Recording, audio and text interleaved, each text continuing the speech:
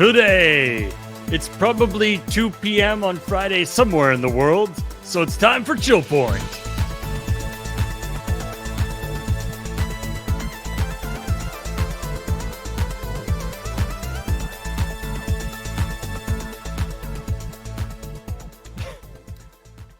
First time I really get to enjoy the music in my ears.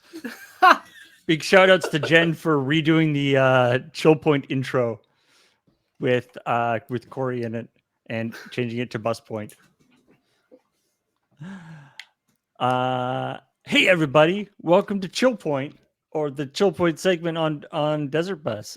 This is something that, for those of you who don't watch Loading Ready Run streams, this is a show where we talk about video game news and often talk about the episode of Checkpoint that went up on the previous day, which hasn't happened because we were busy doing this. But nevertheless, we have been doing some form of video game news show, starting with the Escapist News Network on the Escapist, and then Checkpoint on Penny Arcade, and then Checkpoint on Loading Ready Run for probably, 15 years or something. So it's kind of a habit for me to mark stories and look at funny things look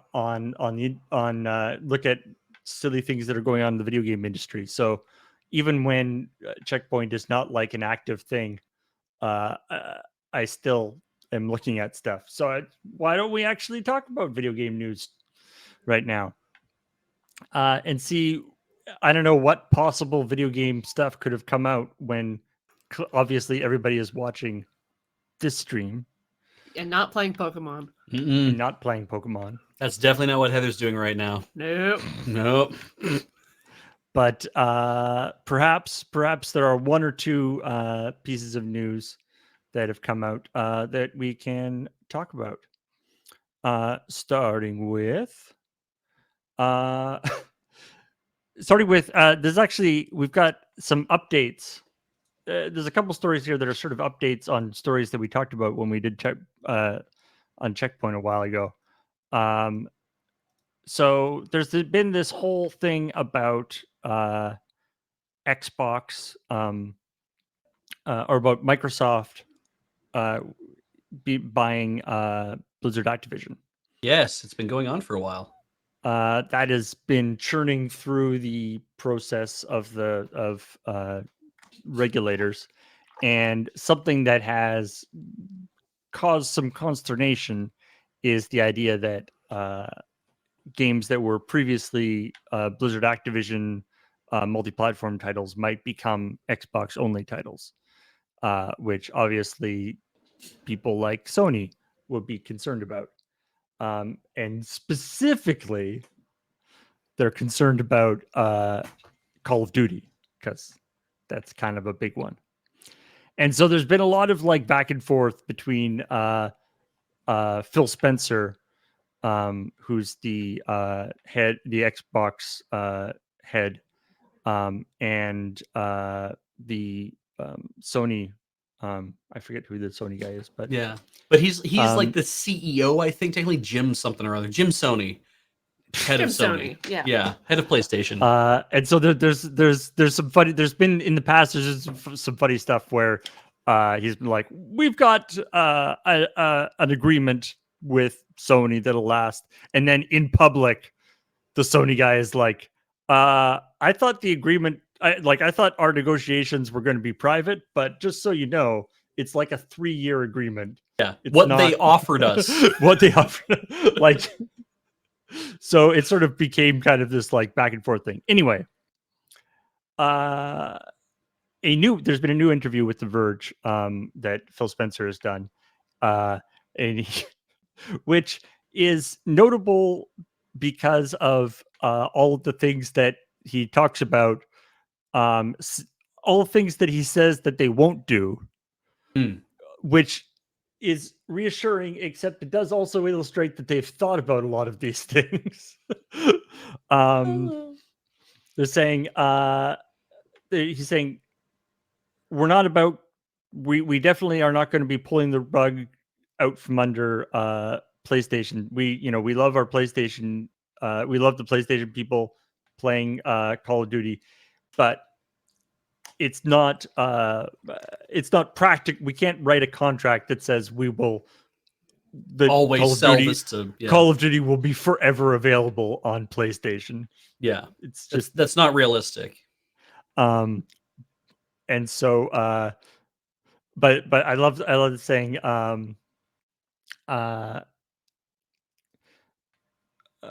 is saying, Call of Duty will continue to be available on the PlayStation. It's not going to be linked to having a Game Pass. It's not going to be just like a streaming version. If they want a streaming version, we could do that, but it's not going to have to be a streaming thing. Yeah. There's nothing behind my back. Call of Duty Modern Warfare 2 is doing great on PlayStation. The next game and the next game and the next game and the next game, it's going to be native on the platform. You're not going to have to subscribe to Game Pass. Said that second time. Sony does not have to have Game Pass on their platform to make it happen. Third time. There's nothing hidden. We want to continue to ship Call of Duty to PlayStation without any kind of I figured out the gotcha. I understand some people's concerns about this. I'm just trying to be as clear as possible. So, they're saying they intend to put out Call of Duty games on PlayStation as long as the PlayStation platform exists. Because I mean, even if they did do like we're going to contractually say in perpetuity, Call of Duty games will come out on PlayStation, and they'll just be like, but not this Black Ops game, not this Modern Warfare game. Yeah, that's a completely different game. Yeah, we can split this stuff up via properties if we really want to. Call of Duty does not mean all the Call of Duty. It just means the Call of Duty. All right. I mean, it sounds like by and large it's like, let me clarify some things. There's a whole bunch of stuff that could happen. I'm glad I've clarified things.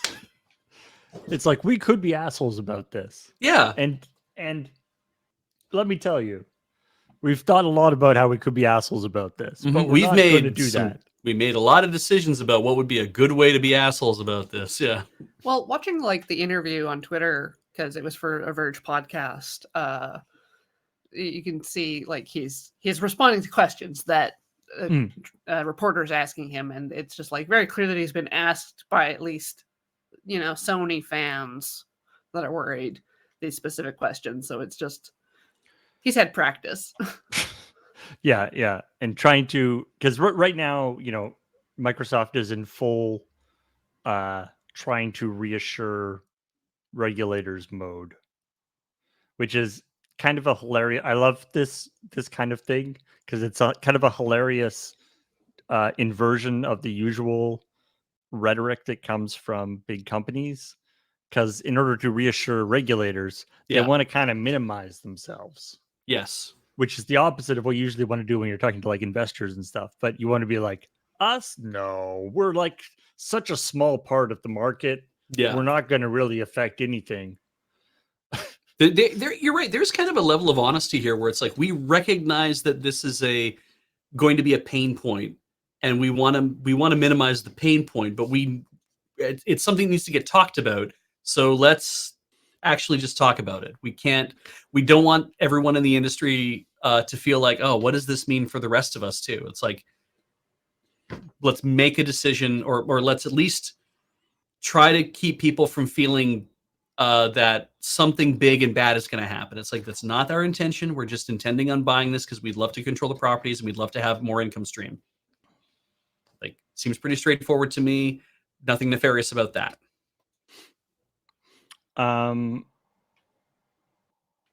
Next story we've got here. Oh, and I should say, let's also be fair that Microsoft's been buying a ton of companies.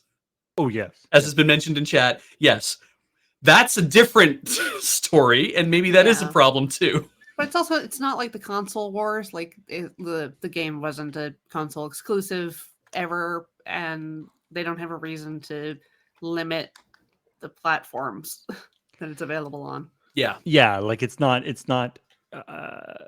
it's not going to be intended to be. Well, yeah, I don't know. Well, it'll be interesting to see like other Blizzard Activision games, whether those will become, whether those will start becoming more exclusive or not. But but then again, even if they're not, even if the games aren't exclusive, if they offer them, for free with Game Pass, that's still a pretty compelling argument.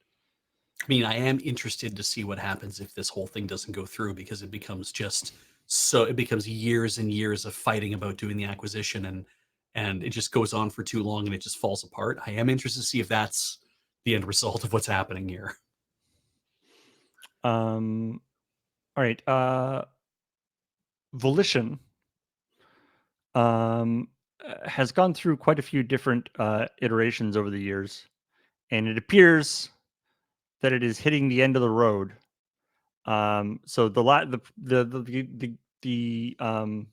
most recent game that Volition worked on was the new Saints Row, the Saints Row reboot, which did not perform, failed to meet the full expectations of Embracer Group, which is the people who own Volition right now. Mm-hmm. They've been very careful about how they express how it did, but suffice to say, it did not meet expectations. They didn't sell enough, is what you're saying. Yes.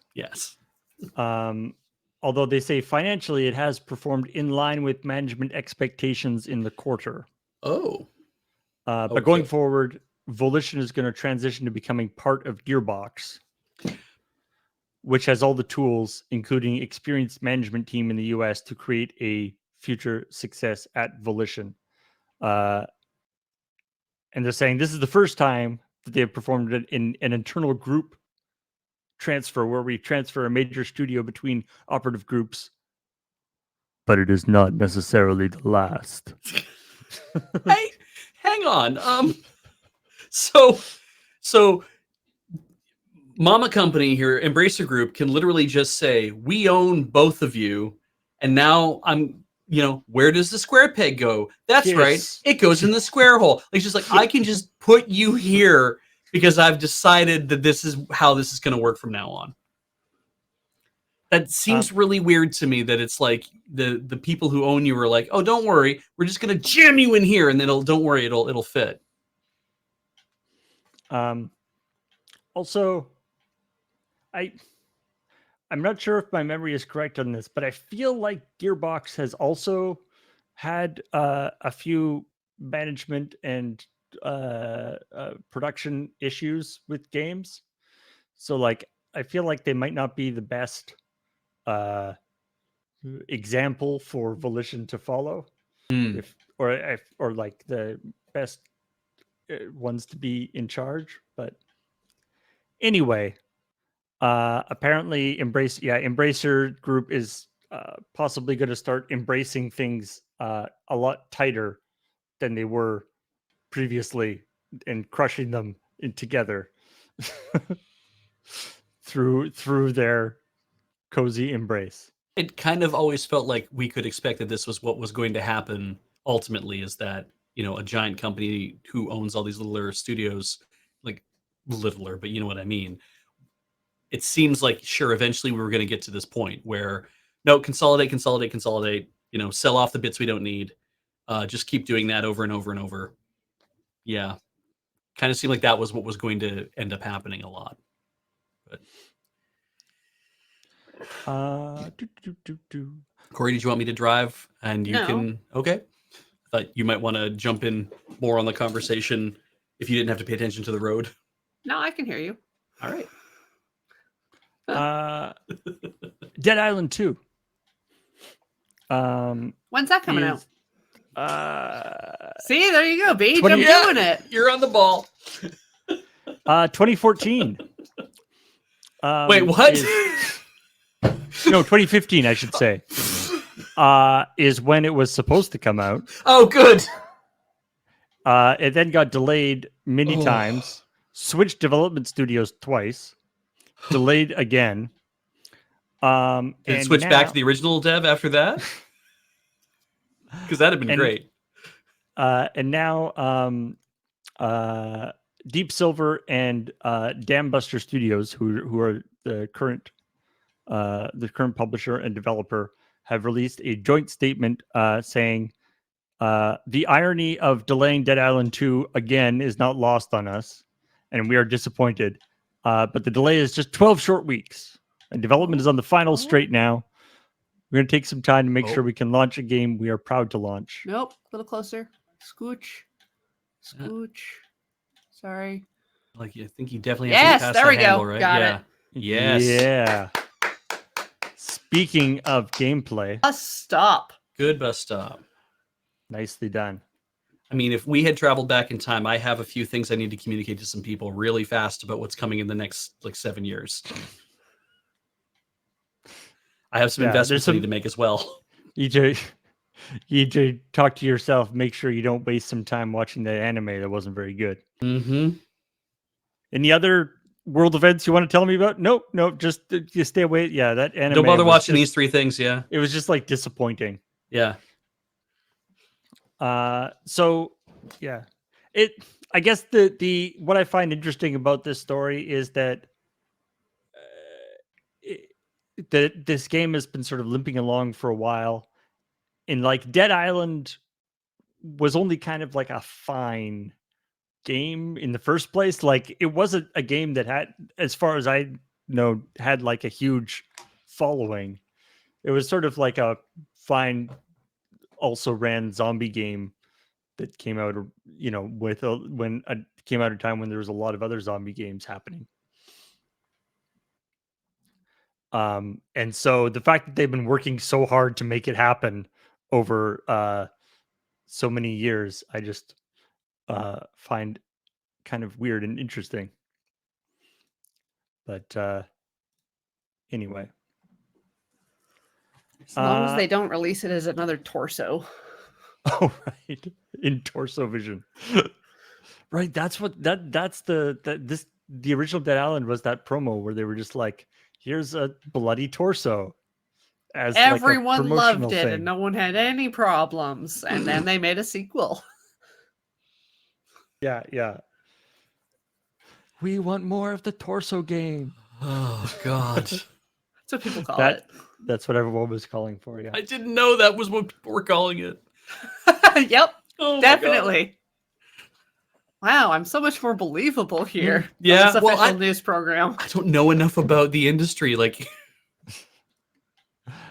now we've talked in the past about the Overwatch Defense Matrix, which is the real name for really what they call their anti-cheating system. I was going to say anti-login system, but yeah, okay. Yeah, same thing. I mean, yeah, it's very hard to cheat when you can't log in. Yeah, so this was the thing that people with temporary phone numbers couldn't access. If you had a prepaid plan. Prepaid phone numbers or credit cards, was it too? Yeah, you couldn't use a prepaid Visa, I don't think. So there's this. They were like, you got to have a phone number. You have to have SMS in order to do it. And people some people don't have, and you can't use a prepaid call. You can't use a prepaid phone. And people are like, there's a lot of people that doesn't work for. And then they went, okay, well, we'll not do that for the first week. We'll not have that. And they're like, okay, but after the first week, we still need to be able to log in. And they're like, okay. If you've already got a Blizzard account, if you already have a Battle.net account, now you don't have to do it. And then they're like, but what if new people want to play your game? That's presumably what you want, is to get new people playing your game, right? What are you been talking about? Kids don't want to play our game. So then they so now they have finally relented.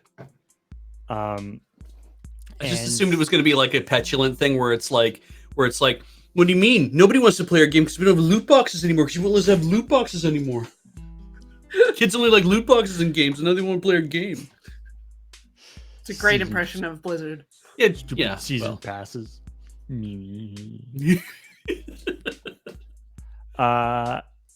So now How you if- can do it. Now you can do it, which is one of those weird things where it's like, so was this like? Have you figured out how to make it secure?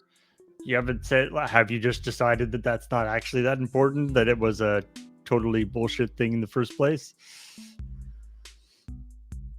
Who knows? Yeah, I mean it's weird, right? Because it's like the feature is called SMS Protect, and it was designed because it says it would not work with the data plans and prepaid mobile phones. I'm like, that sounds definitely like a thing that they had to work on it to be like, this is the way it has to work.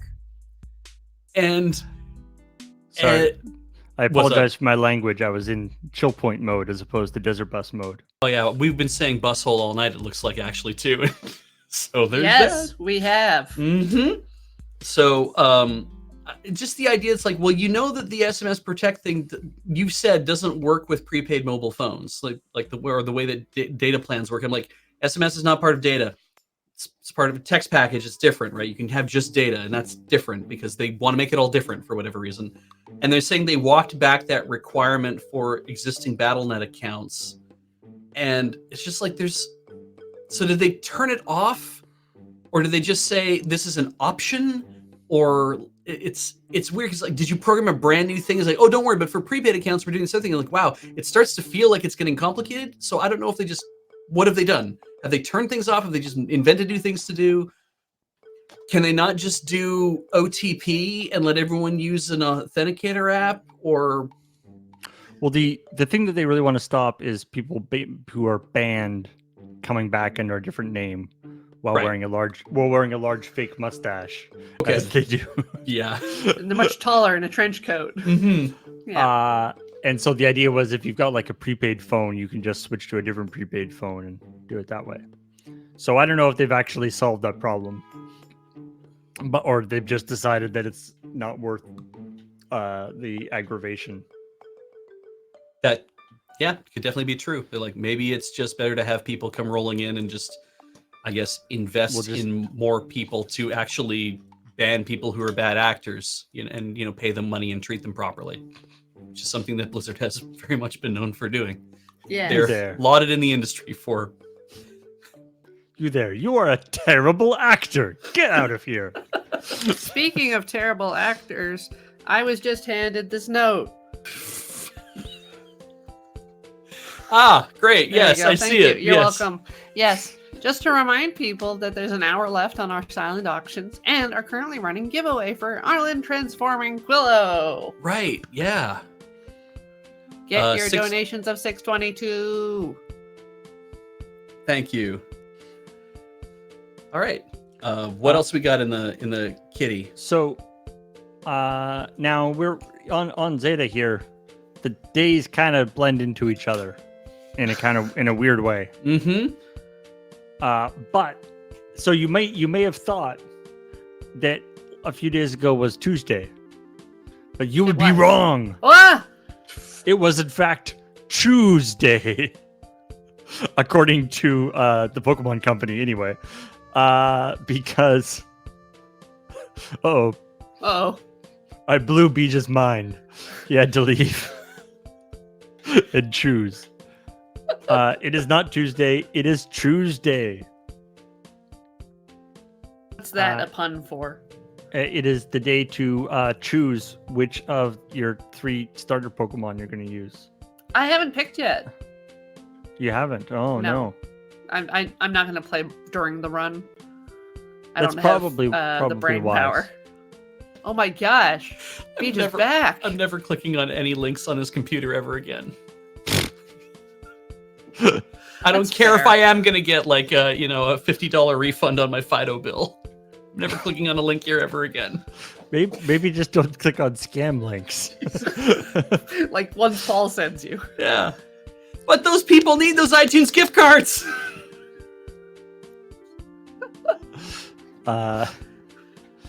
So yeah, ChooseDay, which also sounds like something from young adult dystopia, possibly.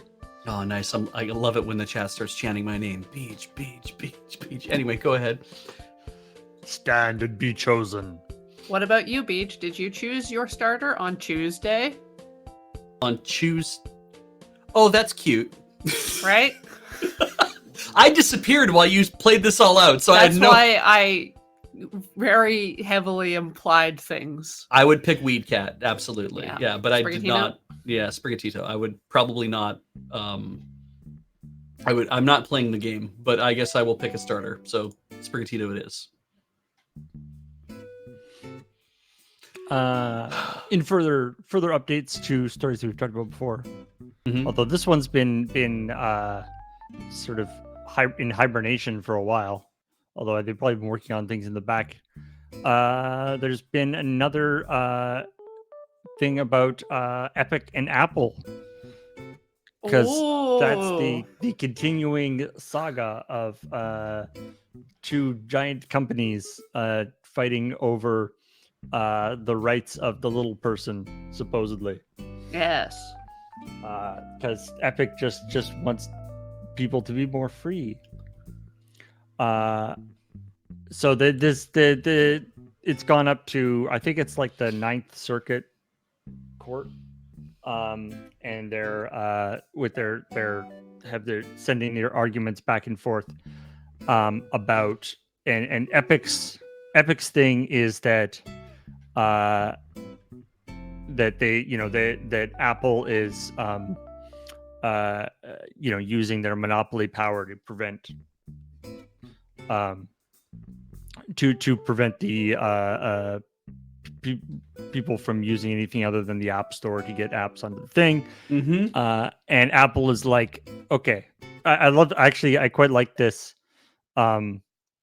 Apple's argument here. So he's saying, in defending Apple's position, counsel Mark Perry argued that the company's restraints on the iOS app distribution were put in place from the beginning to protect iPhone users, based on its experience managing software security and privacy on Macs.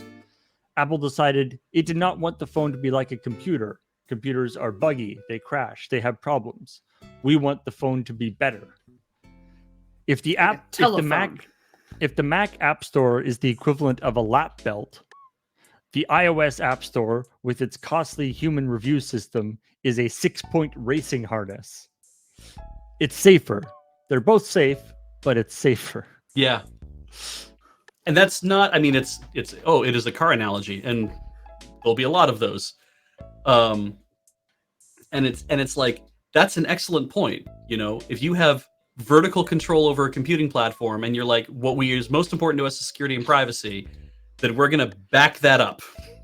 And we're going to do that by full lockdown on everything you can possibly do to get stuff that might screw you. And there's lots of holes in that system still too, right? We can argue that there's lots of holes in that system as well. The app review system, it's not infallible. Yeah, but they need to fix that, because that is a problem. But it costs so much money. Yeah. A 6-point racing harness. I don't know where the 6th point attaches. A 6-point racing harness that you can't remove is just you tied to a chair. Yeah. So, like, also, the metaphor is can't have problems. Where is the 6th point? Like, you know how a 5-point one has like a crotch one? Yes. What it attaches to your nose? 6-point would be like insect legs. Like, it's mostly just your torso. Because there's a point over your shoulder, a point over your other shoulder, a point over your hip, a point over your other hip, a point over your crotch. We've hit 5. No crotch one, just armpits. Just 2 armpit one for 6. I think there's 2 on either side around your legs, so that there isn't one in the middle of your crotch that gives you a massive wedgie when you. I swear to God, I've never seen anyone say a 6-point racing harness in my life. They always say 5-point. If they mean like a 6-point, that they mean that the helmet is secured to the chair as well, so you can't move your head that much in the car. Like, you can move it this way and this way, but you can't like snap your head forward accidentally, like get whiplash from it. Then I could understand, but that's not part of the harness, it's part of the chair. And now I'm way too deep in a car analogy, and I want to talk about Apple and Epic. I hope that the court proceeding devolved into them arguing about how How a to wear racing the App harness Store? works. How a racing harness works. See, the Your- helmet thing is your- a hands device. Okay, great. Your Honor, my the other side would want you to believe that a racing harness has 6 points. Yes. That seems very strange to me. I'm a simple video game lawyer. Yeah. And you know, in the realm of full disclosure, boy, do I have a lot of Apple stock. So you know what side I tend to come down on. But hey, iPhone user, pretty damn happy with it. I have Macs at home and stuff. There's Macs at work here and stuff too. I'm very happy with all this kind of stuff. It's Sarah like, has posted some helpful diagrams in the Slack. great to help clear up the. If only Beach could see links. Oh, I don't like that at all. It just goes over your legs, Beach. Oh You God, don't- it just seems like there's like a weird split where there shouldn't be. You're already split there. I know, but it's like double split. Oh, yuck. Great. Cool. All right. That's I've that's never fine. seen someone have such a visceral reaction Ugh. to a harness. I don't know. I mean, obviously the 5-point problem is, yes, I would have a big strap across an area where I don't want to be just slammed into something. So yes, it's like, yeah, I see what this fixes. But still, it's like something I like less about this. But the Epic and Apple thing, it's like Epic is clearly in the wrong here. They agreed to they agreed to sign a contract and get their app onto the store, Well- and then they broke the contract because they wanted to bring this into court to say we think this is wrong. When we want a court to litigate this, and I'm like, But I don't know if it that's- is the court's responsibility to litigate how much Apple is taking from people who sign up to put things on their platform. I don't think I that's mean, the court's job. The argument, yeah, like the Epic isn't denying that they violated the contract. contract. That's Yeah. not the argument. The argument is that the inherent practices are wrong. Yeah, and I agree with that. That they're monopolistic and whatever. I think there's a lot of room there for Apple to say, for Apple to probably really redefine how those contracts work, especially like even establishing maybe a sliding scale based on how much you're bringing in or whatever, like that kind of and they tried to do that already, right? They tried to do the 85/15 thing for like small business people, and it's like when you hit a certain threshold, it's like, well, now we would take more because you're now making more money, because we need to devote possibly more resources to investigating or supporting or doing whatever the hell it is they do. And I'm like, and I don't even know if that makes sense, because I don't run the App Store, and I think, yeah, having a lot of eyes on it is probably a really good idea. So, but this thing where Epic is like, no, this is just all about keeping out competition, and I'm like, you were free to put you have your app in the store. And also, what do you mean keeping out competitors? Apple's not writing a competitor to Fortnite. If Well, they just do, don't- then that might be different. They don't want to pay they would have a competing app store if they could. Yeah. If they could. Yeah, That's what the but whole thing Apple's is stopping about. them. Yeah. But I mean, I think this whole thing's going to come down to both sides trying to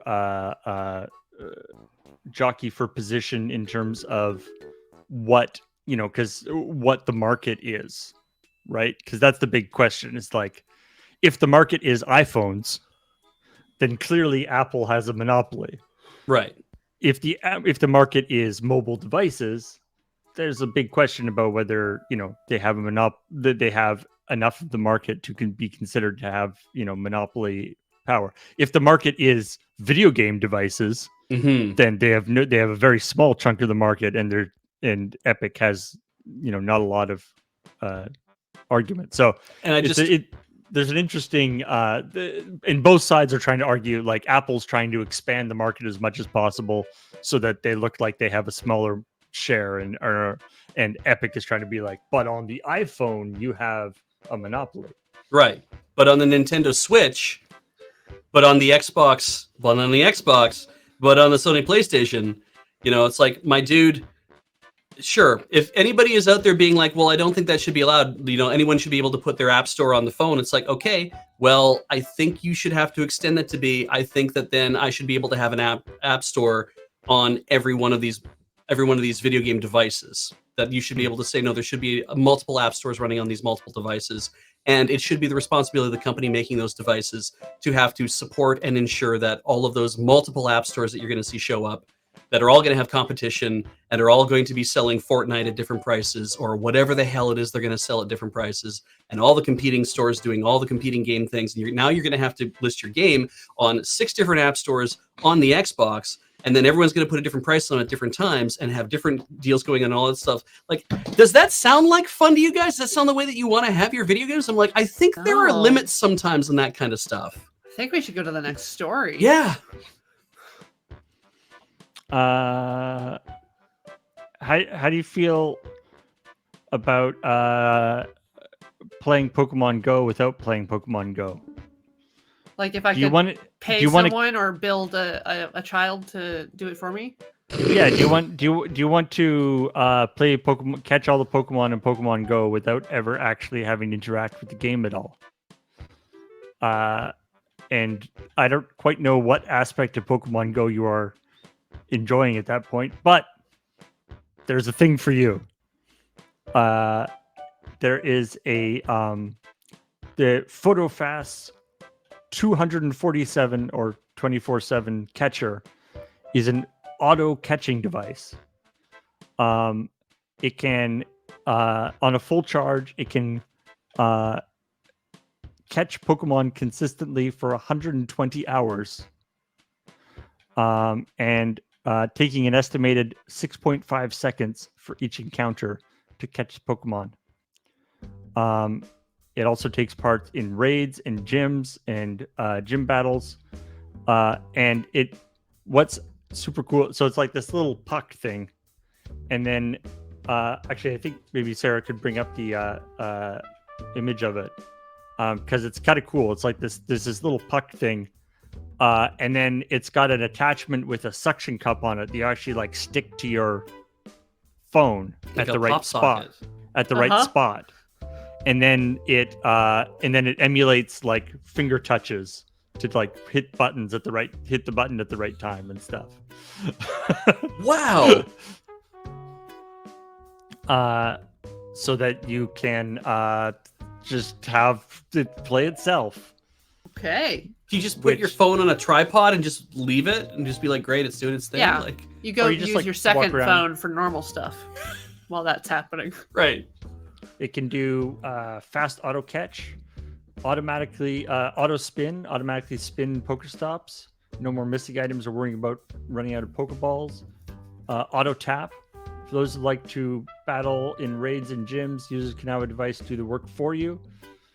Simply plug in the 24/7 cable with and let the 24 catcher. It's like for those who like to battle in raids and gyms, you can have a thing that'll do that for you, so you don't have to do the part that you enjoyed. No, for those of you who like to battle in this stuff, we found a way that you don't get to do any of that anymore. Yeah. Yeah. Like auto reconnect. So, because normally Pokemon Go times you out after 1 hour. Okay. Apparently. But it's if you turn the auto reconnect thing on and place the other end on the icon on where the icon is on your phone, it'll like automatically reconnect you and open it up again. So yeah, and users can be alerted for Pokestops as well as monsters, and it's super portable. Yeah. Sorry, I don't recall. Was there a price mentioned? Let's see on the website here. Oh, I see. It's talking about the device, but they never actually give you the price. Well, the website doesn't have the price on it. Is this a Kickstarter then? It says it is currently unavailable on Amazon. But it definitely totally works and exists. Yeah. Is this the first of its kind, I wonder? Or are there other things there that have do been this? auto catcher things before. It Oh. doesn't. I believe there have been auto catcher things before, although they had limitations. All right. Matthew says it's 80 on eBay. Okay. Interesting. In 2007, we created the CR5 54000 for PSP gamers. In 2020, we successfully solved the problem of the huge size of the Switch dock and created the compact and PD fast charging G Power. In 2021, the 4K Gamer Plus broke through the limitations of the Switch's 1080p output. This year, we've created the 24/7 catcher to meet the needs of Pokemon Go players. Oh, okay. I was hoping that I thought that they were going to be giving their bona fides for doing a Pokemon Go thing, but no, they just have made a bunch of other weird things. They made hardware. Yeah. Okay. I mean, making it is not Nintendo dock is available hard, yet. so yeah. It's either not available yet or not available at all. Speaking of things that aren't available anymore, Right. Nintendo Power. Yes, I'm greatly missed. Speaking of things that aren't available anymore, the overlay.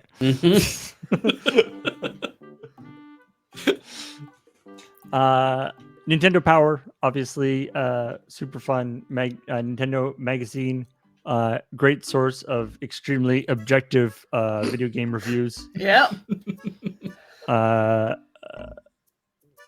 But now every single issue, all 285 issues, have been scanned by a talented team of archivists working on the project known as Retro Mags, and they've all been uploaded to archive.org.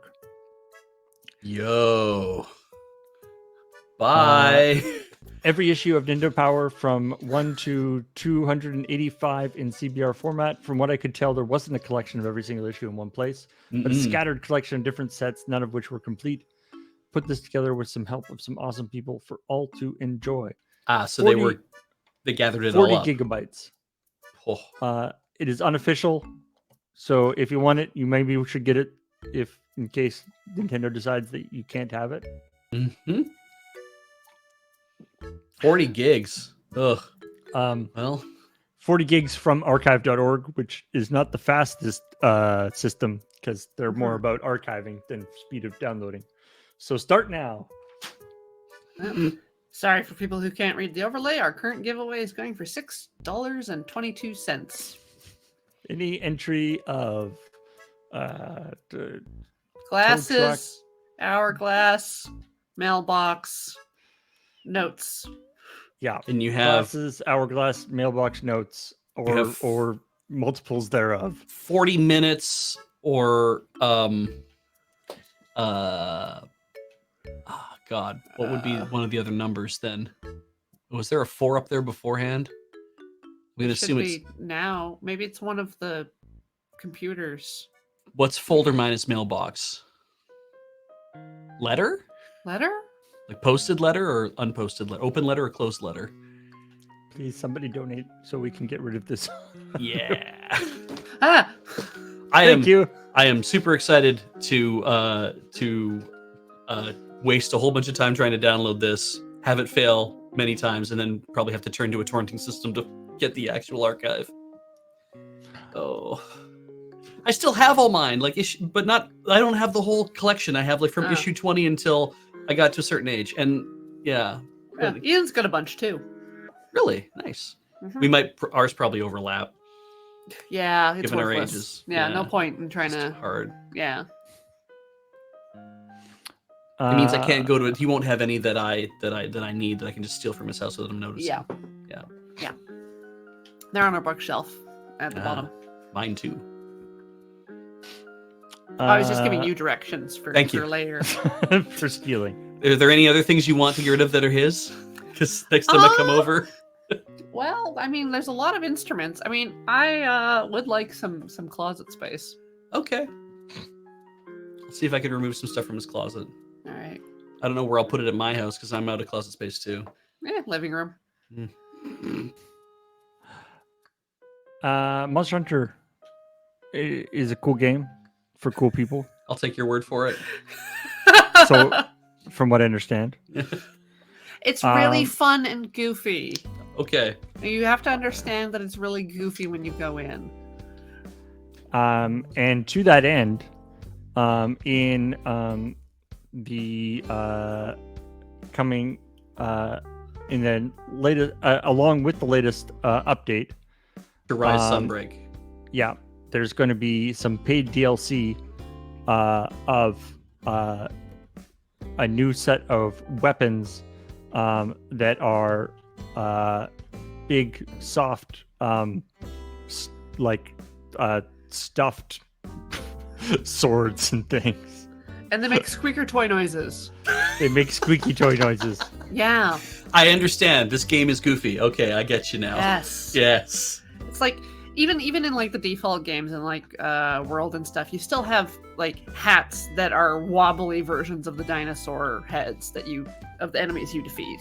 Great. Like Remember, Oh. yeah, remember that Garrick axe that we? Yes. Yeah, there you go. Whoa. I mean, the swords are already implausible, but that looks like something we could give away at Desert Bus. Just I would love to. Wow. It's on your shoulder as like a stuffed animal, and then Yeah, it comes out as a sword. Oh, it's so weird. they're really clever. I like it. Oh, Goodness. Lance. Yeah, that's great. Yeah. I want to see a Boing, hunting horn. Sorry. Yeah.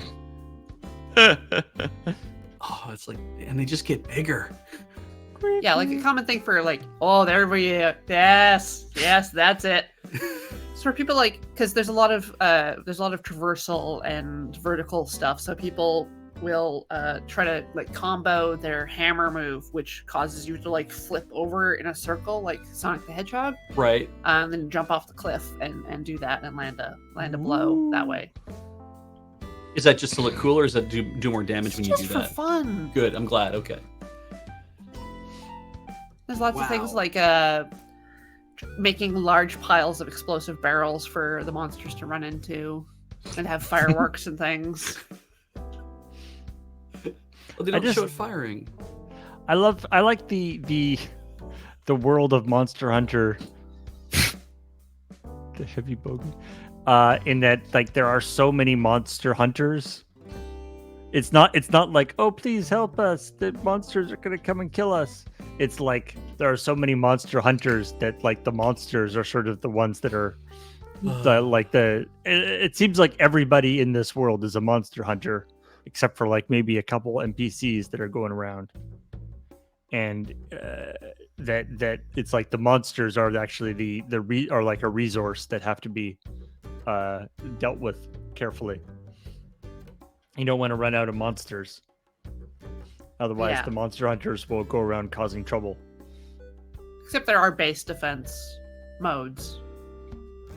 Are there where the monsters come and try to beat up and you have to like all work together to defend Yes. a base? That's nice. I like that. And there's gladiator pits. There's the arena, so you can do other silly stuff too. Nice.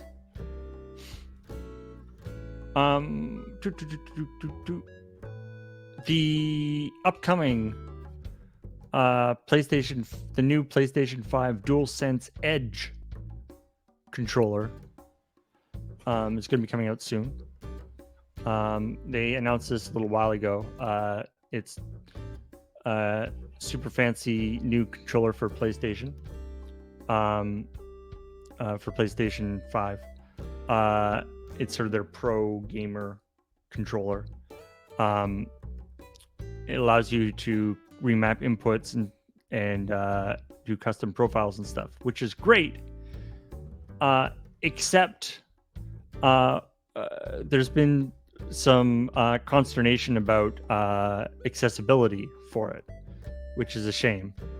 That they made this new controller, but it's quite a bit larger than previous PlayStation controllers, which, to be honest, that's actually one of the things I always liked about PlayStation controllers, is they tended to be a little smaller than Xbox controllers. This one's a bit larger, and also a couple months ago there was a PlayStation update that for security reasons or whatever stopped third-party accessibility peripherals from working on PlayStation 5, like things that emulated controllers but weren't actually controllers. They stopped that. The most recent, or one of the more recent updates of the PlayStation 5 prevented those because they were concerned about people cheating. And so this new controller is coming out, and it's got all these button remapping things, which is great, but it's also bigger and heavier than their previous controller, and they now don't have any when Microsoft has been really pushing their accessibility controller. They've got their custom neat controller that's got all sorts of different inputs and stuff on it, and I believe the Switch has also been doing some accessibility stuff. Yeah, I don't think a ton though, but yeah. Yeah. The Xbox Elite controllers are really fun. I love all the little magnet things, although I'm always worried about losing one of the little tabs. Because they have like the extra floppy paddles in the back. And even like the thumbsticks come off. Oh, neat. Huh. So then you could sub in different if you needed to have a different a lot way of stuff up. Yeah. Okay. And that's, I guess, what they were going for with the Edge too, is also this is a thing where you could change buttons and stuff out if you needed to as well, but yeah. Huh. And I think Microsoft's been doing quite a lot better on the accessibility front. Yeah, so, everyone always points to the Xbox adaptive controller, obviously. Yeah. So I mean, it's just one of these things where this isn't like something that has. I mean, there was this update a couple months ago that made things worse, but this controller specifically doesn't really make things worse, other than it's like a new controller that has remapping capabilities stuff, and it's like, this could be great, but you muffed it. Yeah, your focus was in an area, or you didn't include something else in your focus. Yeah, you like, it's like all the remapping, and the target of it is like hardcore gamers, whereas if you had thought about it and expanded your idea of who could be using this a little bit, it could be used for a much bigger thing. All right, half an hour left on our giveaway. We are a little under 4,000 away from 7,000 ship total. Nice. I can't wait to be able to celebrate that. I mean, well, obviously we could see some money come in from those silent auctions too to help bump that up, but definitely looking forward to, maybe we get there just purely on giveaways tonight. Maybe people could donate for the giveaway. Yeah. $6.22 for the Arlen Cord transforming Quillo. All right, so there's a couple stories here that are sort of new stuff that just came out today. Mm-hmm. Or on the 17th. Yes. Yeah. Okay. Yeah. Not today. That came out a couple hours ago. Yeah. i.e. yesterday. Is it still Sonic's 30th anniversary? Yeah, and you know what? It's Sonic's 30th anniversary, and to celebrate, his creator has been arrested. For insider trading related to a new Dragon Quest game called Dragon Quest Tact. Mm-hmm. They it's were not like, even Sonic related. Sonic isn't allowed to have an anniversary for so long. You have to go to prison. This is a mobile Dragon Quest title. Yeah. Yeah. And so the idea is that they bought shares in the company that was going to be working on this game. Only like 300,000 US in stocks. Yeah. It's hardly anything. Unlike his other recent project, was it Balan Wonderland?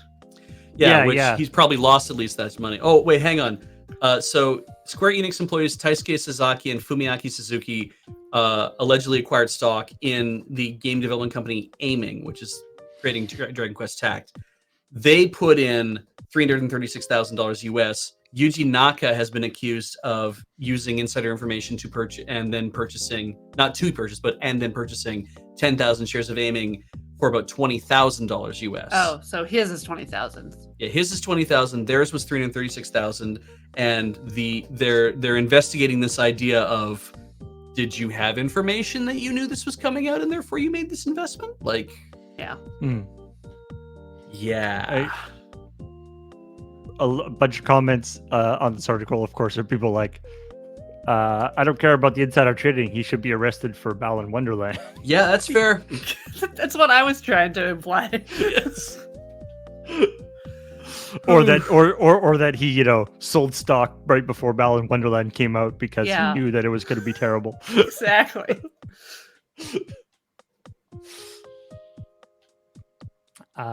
Anyway, that is a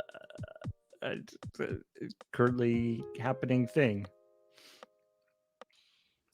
One more last little bit of Blizzard Activision news, Yeah. which is that apparently World of Warcraft and all the other, Overwatch and StarCraft and any other Blizzard games are going to be unavailable in China in the future, starting in a week or two. The very near future. Yeah, and then they said that they're going to come back at some point, but they don't know when, because apparently the licensing agreement they had with NetEase has expired, and there's a thing in China where outside foreign companies need to be partnering with a local company in China to actually distribute stuff. So yeah, kind of awkward. Apparently, they've said that there were material differences on key terms. We are honored to have had the privilege of serving gamers for the last 14 years and have shared many precious moments with them during this time. We will continue our promise to serve gamers well until the last minute. We will make sure our players' data and assets are well protected in all our games. Oh, this is fascinating because it is, of course, it sounds like the way it's being written is the contract became void. Like, it's very passive voice. Yeah. There's no sort of like, Blizzard said we'd have to do this, and NetEase said we're not agreeing to that, and Blizzard said, well then tough. Or what seems like more be likely is NetEase said, well, we want X, and Blizzard said we are definitely not comfortable doing that. And they said, I think we're at the end of our agreement, and they're like, no, but our agreement. And I mean, And also, the agreement became elsewise. yes, but Sorry, it's I know became Dawn. Dawn, Became Dawn or Dusk, whichever one this is. Was it daylight beforehand? Yeah, I forget actually. Dusk. Dusk. But I know there's a lot of concern out there, but don't worry. Diablo Immortal is under a different agreement and is going to stay accessible. So thank goodness. Oh, what a busing relief. Okay, great. Also, NetEase signing off with this real dig. NetEase said revenues and net income contribution from the licensed Blizzard games represent low single digits as a portion of their overall sales and profits in 2021. At the end, and ending the arrangement will have no material impact on NetEase's financial results. And that's like telling in a different kind of way. Were the games popular? We can't tell. All we know is that they were low single digits as a portion of their 2021 sales and profits. But does that mean NetEase makes a ton of money off of a whole bunch of different sources? Does it mean that? Obviously that's reassuring investors, but yeah. And it's like it is. But does that also represent a huge? Because do they make so much money that even a small percentage of it is still useful amounts of money for Blizzard, based on whatever cut they might be getting of this? Does Blizzard turn around and say, we'll go find another Chinese company to partner with so we can get back into that market? Or does Blizzard say, this was not worth any of the effort to be there and we're not going back? Or after Microsoft has done the acquisition, they roll in and like, we have a different deal already with another company for hosting server-based games. Hey, Like we're Blizzard Microsoft. Blizzard says they want to come back, but the NetEase gives me the vibes of like, oh, you thought that was a lot of money. Oh, haha, I see. Like just that's really that's a lot of money to you. Huh, interesting. It's cute that you would think that's a lot of money. Yeah, interesting. I eat those for breakfast. Yeah. For us, it was a Tuesday. It was a Tuesday. It was a Tuesday.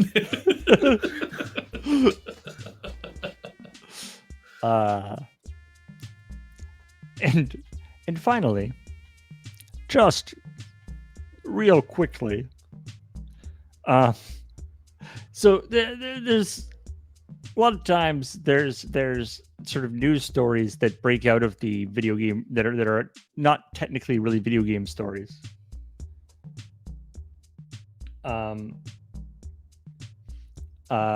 But they sort of peripherally affect the video game world. And so we get to talk about them on Chillpoint. My favorite one of those was this was probably more a year or two ago, but we did a story about there was a fire at a big data center in Germany. I think it was in Germany. And that took out a whole ton of Rust servers. Right. Right. The servers and so the joke from us being that Rust players are probably used to random people coming by and lighting all their stuff on fire and losing it. But the thing is, it wasn't actually like nobody was hurt in the fire, thankfully, but it was actually a really serious data. There was something like 2% of the like .fr domain system, like of websites on the .fr, including many government websites, were down for like a long period. Like it was like billions of dollars worth of damage. So not Germany, but like our little window into it. Well, it's a German. It was a German. It was in data Strasbourg. center. People are saying Strasbourg. Ah. Strasbourg. So France. But yeah, it was just. But the little window that we have into it as like the video game section is kind of funny. But anyway, so along those lines, of course, there's this whole FTX thing.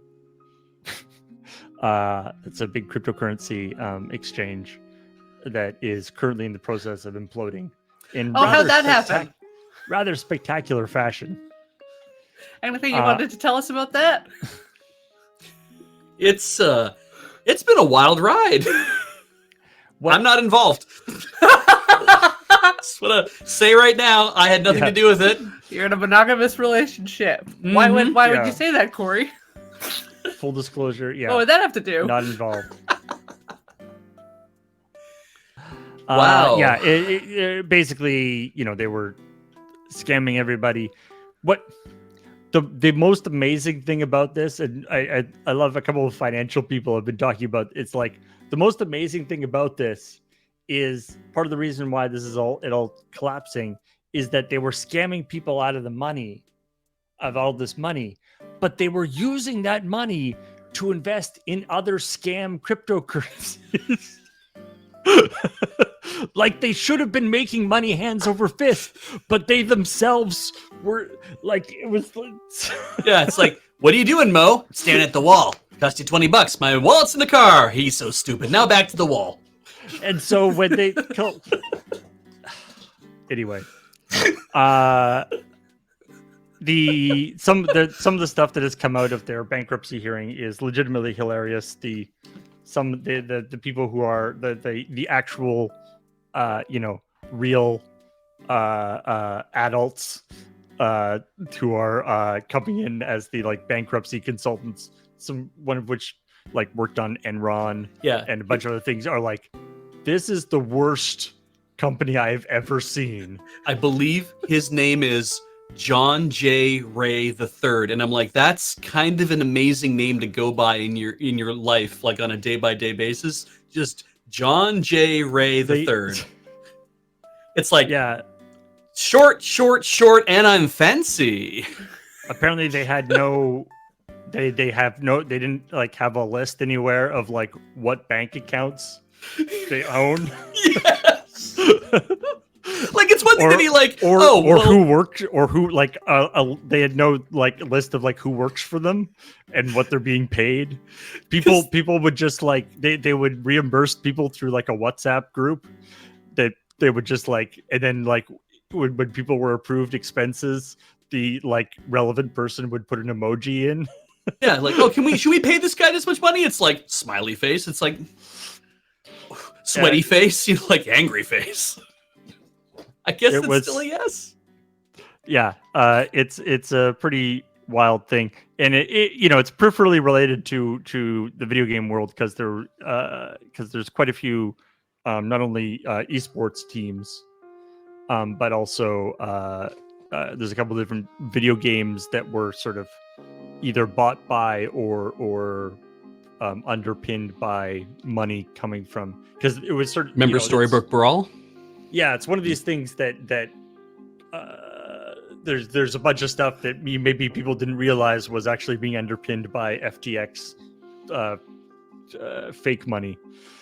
And yeah, it's unfortunate that my dearest hope Brawl will find a home somewhere. Yeah, my dearest hope is that at least like because I know that there are a lot of people who got money for like supporting, like for podcasts or like for like other things they've done, or like esports teams that are like, we need to find a sponsor, like that kind of thing. That I hope that at least what they got paid in when they were like getting their sponsorships or whatever, that they got paid in actual money as opposed to like, we'll give you a cut of some crypto. And it's like, I hope that they got to walk out with like, at least I got my $10,000. Like, at least, Jesus, I don't care what happens to these guys, but I need my 10 grand. I feel bad for, people are like, I need another 10 grand in like another 6 months so I can continue to live. And these guys scammed everybody, and I, now I'm screwed. So I feel bad about that in that way. But I don't feel bad that FTX went under. Also, the great, hard to feel bad. The additional sort of slightly adjacent hilarity of a bunch of companies, or there's like esports teams that were sponsored by FTX that now cannot change their name on Twitter because oh my god, you're right, Twitter things. So it's like, whatever FTX, and they're like, you guys should take that out of your name. And they're like, we would like to, but we can't. Yeah, didn't FTX like buy the naming rights to a marina in Miami? Arena in Miami. A Miami arena. Arena for the Seawolves. Yeah. So that's changing, I think. And then it just is kind of like, I'm sure all the eyes have just kind of slowly turned to the crypto.com arena in whatever. Yep. Being like, are you next? Yeah. So anyway, that continues to be a garbage fire that I really hope those of you watching, are in a position that you can sit and eat popcorn, and you're not somehow financially stuck with something. Because it's no good. Technically, not really a Ponzi scheme. Not every financial malfeasance is a Ponzi scheme. Yeah. To be honest, these guys probably weren't smart enough to do like an actual proper Ponzi scheme. They were just stealing money. Yeah. You're not supposed to have sex with the people you're scamming.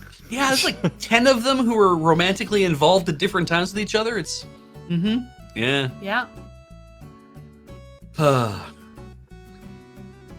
Anyway. And think that is all the news that we wanted to talk about on today's Chillpoint BUSPOINT check thing. If you've enjoyed BUSPOINT, by all means, like, share, and subscribe it to everybody who's around. And definitely, take care. We'll see you guys later after the Twitch out. Goodbye. Bye. Goodbye, everybody. All right. So now that YouTube's Bye-bye. gone. Yeah. Bye. Hi, bye. Twitch chat.